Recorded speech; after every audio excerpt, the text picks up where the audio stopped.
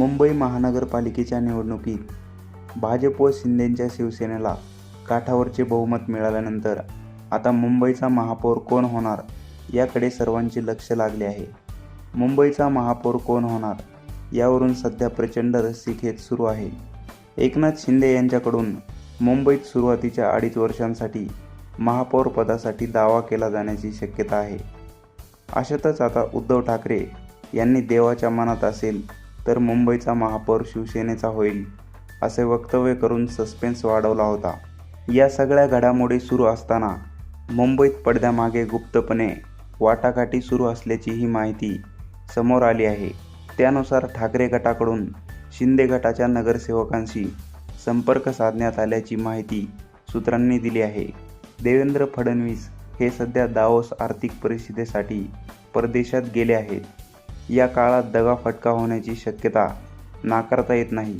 त्यामुळेच ठाकरे गटाकडून आपल्या नगरसेवकांशी संपर्क साधण्यात आल्याची कुणकुण लागल्याने एकनाथ शिंदे यांनी आपल्या सर्व 29 नगरसेवकांना वांद्रे येथील ताज लँड्स अँड या पंचतारांकित हॉटेलमध्ये ठेवल्याचे समजते. मुंबई महानगरपालिकेत सत्ता स्थापना होईपर्यंत या नगरसेवकांना हॉटेलमध्येच ठेवले जाणार आहे.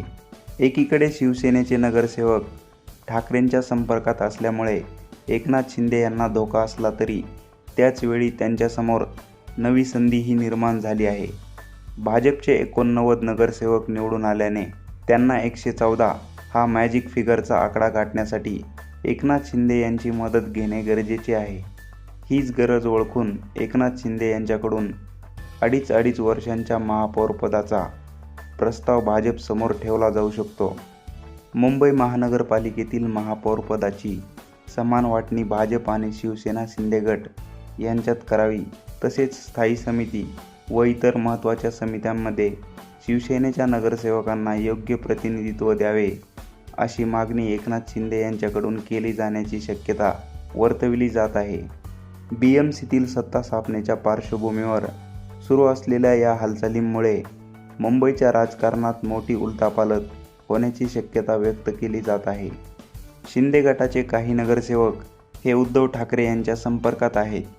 शिंदे गटाच्या या नगरसेवकांनी उद्धव ठाकरे यांच्या अत्यंत जवळच्या व्यक्तीला फोन केल्याची माहिती आहे. आमच्या मनात उद्धव ठाकरे आणि आदित्य ठाकरे यांच्याविषयी कोणतेही वैर नाही असे या नगरसेवकांनी सांगितल्याचे समजते. या सगळ्या घडामोडीनंतर उद्धव ठाकरे यांनी महापौरपदाबाबत सूचक वक्तव्य केल्याचे सांगितले जाते. जर देवाची इच्छा असेल तर मुंबई महानगरपालिकेचा पुढचा महापौर आपला असेल असे उद्धव ठाकरे यांनी म्हटले. त्यामुळे राजकीय वर्तुळात उलटसुलट चर्चांना प्रचंड उधाण आले आहे. तुम्हाला काय वाटते?